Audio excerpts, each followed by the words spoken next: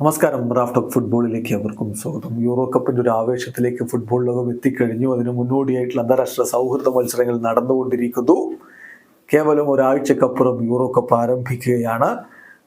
ഈ ശനിയാഴ്ചയല്ല, അതിനുശേഷം വരുന്ന ശനിയാഴ്ച രാത്രി 12:30 എന്ന് പറഞ്ഞാൽ വെള്ളിയാഴ്ച രാത്രിയാണ്. നമുക്ക് ശനിയാഴ്ച 12:30 AM ഉദ്ഘാടന മത്സരം. ജർമ്മനി സ്കോട്ട്ലൻഡുമായിട്ട് ഏറ്റുമുട്ടുന്നതോടുകൂടി യൂറോ കപ്പ് ആരംഭിക്കുകയായി. ആരാധകർ വളരെ ആകാംക്ഷയോടുകൂടി കാത്തിരിക്കുന്ന ഒരു ടൂർണമെന്റ്. നമ്മൾ ആദ്യം അതിൻ്റെ ഗ്രൂപ്പുകളൊക്കെ നോക്കിയാണ്. ഗ്രൂപ്പ് എയിൽ ജർമ്മനിയും സ്കോട്ട്ലൻഡും ഹംഗറിയും സ്വിറ്റ്സർലൻഡുമാണ്. ഗ്രൂപ്പ് ബിയിൽ സ്പെയിനും ക്രൊയേഷ്യയും ഇറ്റലിയും അൽബേനിയയുമാണെങ്കിൽ ഗ്രൂപ്പ് സിയിൽ സ്ലൊവേനിയയും ഡെൻമാർക്കും സെർബിയയും ഇംഗ്ലണ്ടുമാണ്. ഗ്രൂപ്പ് ഡിയിൽ പോളണ്ടും നെതർലൻഡ്സും ഓസ്ട്രിയയും ഫ്രാൻസും നിൽക്കുമ്പോൾ ഗ്രൂപ്പ് ഇയിൽ ബെൽജിയവും സ്ലൊവേക്കിയയും റൊമാനിയയും യുക്രൈനുമാണ്. ഗ്രൂപ്പ് എഫിലാണ് തുർക്കിയെ, ജോർജിയ, സെച്ചിയ എന്നിവർക്കൊപ്പം സാക്ഷാൽ ക്രിസ്ത്യാനോ റൊണാൾഡോയുടെ പോർച്ചുഗൽ ഉൾപ്പെടുന്നത്. അപ്പോൾ നമ്മൾ ഓരോ ടീമിൻ്റെയും സാധ്യതകൾ വെച്ചുകൊണ്ടൊരു പവർ റാങ്കിങ് പരിശോധിക്കുകയാണ്. ഇത് ഗാർഡിയൻ പ്രസിദ്ധീകരിച്ചിട്ടുള്ള ഒരു പവർ റാങ്കിങ് ആണ്. ഏറ്റവും കുറഞ്ഞ സാധ്യത അവർ കാണുന്നത് 24ാം സ്ഥാനത്ത് കൊടുക്കുന്നത് ജോർജിയയാണ്. ക്വിച്ചാക്കാഴസ്കേലിയെ പോലെയുള്ള സൂപ്പർ താരങ്ങളൊക്കെ ഉണ്ടെങ്കിലും അവർക്ക് മുന്നോട്ട് പോകാൻ കഴിയില്ല എന്നുള്ളതാണ് നിരീക്ഷണം. 23, അതായത് ജോർജിയ കഴിഞ്ഞാൽ ഏറ്റവും കുറഞ്ഞ കിരീട സാധ്യത അൽബേനിയക്കാണ്. 22ാം സ്ഥാനത്ത് അവർ കൊടുക്കുന്നത് സ്ലൊവേക്കിയയാണെങ്കിൽ 21 യുക്രൈന് കൊടുത്തിരിക്കുന്ന പവർ റാങ്ക്. 20 തുർക്കിയക്ക് കൊടുക്കുന്നത്. തുർക്കിയെ പോർച്ചുഗലിൻ്റെ ഗ്രൂപ്പിലാണ്. അവിടെ എന്ത് സംഭവിക്കും കാത്തിരുന്ന് കാണണം. ഏതായാലും തുർക്കിയക്ക് 20ാമത്തെ സ്ഥാനം മാത്രമേ കൊടുക്കുന്നുള്ളൂ. 19 സ്ലൊവേനിയയെങ്കിൽ 18ാം സ്ഥാനം കൊടുക്കുന്നു സ്കോട്ട്ലൻഡിന്. പവർ റാങ്കിങ്ങിൽ 17 സെച്ചിയ. ചെക്ക് റിപ്പബ്ലിക് തീർച്ചയായിട്ടും പോർച്ചുഗലിൻ്റെ ഗ്രൂപ്പിൽ തന്നെയാണ് വരുന്നത്. മുന്നോട്ട് പോകാൻ കഴിയുമോ എന്നുള്ളത് കാത്തിരുന്ന് കാണണം. 16ാം സ്ഥാനത്ത് സെർബിയയാണെങ്കിൽ 15ാം സ്ഥാനത്താണ് റോബർട്ട് ലെവൻഡോസ്കിയുടെ പോളണ്ടിന് സ്ഥാനം കൊടുത്തിരിക്കുന്നത്. 14ാം സ്ഥാനത്ത് റൊമേനിയ വരുമ്പോൾ 13ാം സ്ഥാനത്താണ് സ്വിറ്റ്സർലൻഡ് ഉള്ളത്.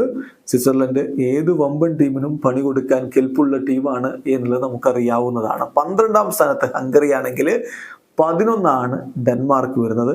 10 ഓസ്ട്രിയ. 9ാം സ്ഥാനത്ത് ക്രൊയേഷ്യ വരുന്നു. 8ാം സ്ഥാനത്താണ് നിലവിലെ ചാമ്പ്യന്മാരായ ഇറ്റലി വരുന്നത്. നമുക്കറിയാം ഇറ്റലി ഇപ്പോൾ അണ്ടർ-17 യൂറോ കപ്പും അണ്ടർ-19 യൂറോ കപ്പും ഒക്കെ നേടി നിൽക്കുകയാണ്. ഇനി സീനിയർ ടൂർണമെന്റിൽ ഒരിക്കൽ കൂടി നേടാൻ കഴിയുമ്പോൾ അത് കാത്തിരുന്ന് കാണേണ്ട കാര്യമാണ്. 7ാം സ്ഥാനത്ത് ബെൽജിയം വരുന്നു.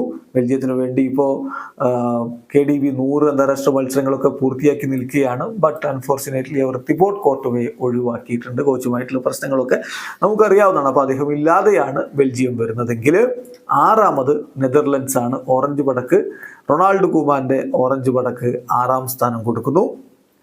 പോർച്ചുഗലാണ് 5ാം സ്ഥാനത്ത്. നമുക്കറിയാം യൂറോ കപ്പിന്റെ ക്വാളിഫയർ റൗണ്ടിൽ ഒറ്റ കളി പോലും തോൽക്കാതെ ക്രിസ്ത്യാനോ റൊണാൾഡോയുടെ ഗോളടി മേളമൊക്കെ കണ്ട് അങ്ങനെ വന്ന ടീമാണ് പോർച്ചുഗൽ. പക്ഷേ അവർക്ക് കിരീട സാധ്യതയിൽ 5ാം സ്ഥാനമാണ് ദി ഗാർഡിയൻ കൊടുക്കുന്നതെങ്കിൽ 4ാമതാണ് സ്പെയിന് വരുന്നത്. സ്പാനിഷ് ടീമിന്റെ മികവ് നമുക്ക് എല്ലാവർക്കും അറിയാവുന്നതാണ്. ഇത്തവണ അവരുടെ ബോൾ പൊസിഷനുകൾ ഗോളാക്കി മാറ്റാൻ അവർക്ക് കഴിയുമോ? കഴിഞ്ഞ സന്നാഹ മത്സരത്തിൽ അത് കണ്ടിട്ടുണ്ട്. പക്ഷെ സന്നാഹ മത്സരമല്ലല്ലോ യൂറോ കപ്പിലെ കളികൾ. നമുക്ക് കാത്തിരിക്കാം അവരുടെ പ്രകടനത്തിനായിട്ട്. 3ാം സ്ഥാനത്താണ് ആതിഥേയരായിട്ടുള്ള ജർമ്മനി വരുന്നത്. ജർമ്മനിയെ സംബന്ധിച്ചിടത്തോളം ടോണി ക്രൂസ് ഇപ്പം സ്ക്വാഡിലേക്ക് മടങ്ങിയെത്തിയിട്ടൊക്കെയുണ്ട്. അദ്ദേഹം ക്ലബ് ഫുട്ബോൾ നിർത്തി. ഈ യൂറോ കപ്പോടുകൂടി അദ്ദേഹം വിടവാങ്ങുകയാണ്. അങ്ങനെ ഒരു ചാമ്പ്യനെ വീണ്ടും ചാമ്പ്യനാക്കിക്കൊണ്ട് അവർക്ക് യാത്രയാക്കാൻ പറ്റുമോ എന്നുള്ളതാണ് ഇനി കണ്ടറിയേണ്ടത്. 2ാമതാണ് ഇംഗ്ലണ്ട്. ഒരു സംശയവും വേണ്ട, മികച്ച ടീം തന്നെയാണ് ഇംഗ്ലണ്ട്. ഇപ്പോൾ കോച്ചിൻ്റെ ചില തീരുമാനങ്ങളെ കുറിച്ച് പലതരത്തിലുള്ള ചർച്ചകളൊക്കെ നടക്കുന്നുണ്ട്. ആദ്യം റാഷ്ഫോർഡിനെ സ്ക്വാഡിലില്ലാതെ പ്രഖ്യാപിച്ചു. ഇപ്പോൾ കഴിഞ്ഞ ദിവസം ഫൈനൽ ലിസ്റ്റ് പുറത്തു വിടുമ്പോൾ ഗ്രീലിഷിനെ ഒഴിവാക്കിയിട്ടുണ്ട്. അപ്പോൾ അങ്ങനെയൊക്കെയുള്ള കാര്യങ്ങൾ അവിടെ നടന്നിട്ടുണ്ട്. ചർച്ചകൾ ഒരു ഭാഗത്ത് നടക്കുന്നു. പക്ഷേ സ്ക്വാഡ് മികച്ചത് തന്നെയാണ്, സംശയമില്ല. അവർക്ക് 2ാം സ്ഥാനം കൊടുക്കുമ്പോൾ 1ാം സ്ഥാനത്ത് ഏറ്റവും അധികം കിരീട സാധ്യത ഇപ്പോൾ കൽപ്പിക്കപ്പെടുന്നത് ഫ്രാൻസിനാണ്. കിലിയൻ എംബാപ്പയുടെ നേതൃത്വത്തിൽ അവർ കിരീടത്തിലേക്ക് പോയാൽ അത്ഭുതപ്പെടേണ്ടതില്ല. ശക്തമായ സ്ക്വാഡും കൊണ്ട് തന്നെയാണ് ഫ്രാൻസ് വരുന്നത്. ഇതാണ് ഇപ്പോൾ ഗാർഡിയൻ പുറത്തുവിട്ടിട്ടുള്ള പവർ റാങ്കിങ്. നിങ്ങൾക്ക് വ്യത്യസ്തമായിട്ടുള്ള അഭിപ്രായങ്ങൾ ഉണ്ടാവും. കമൻറ്റ് ബോക്സ് രേഖപ്പെടുത്തി. വീഡിയോ അവസാനിക്കുന്ന ഫുട്ബോൾ ലോകത്തെ കൂടുതൽ വിശേഷങ്ങളുമായി റാഫ്റ്റ് ഓഫ് ഫുട്ബോൾ വരാം.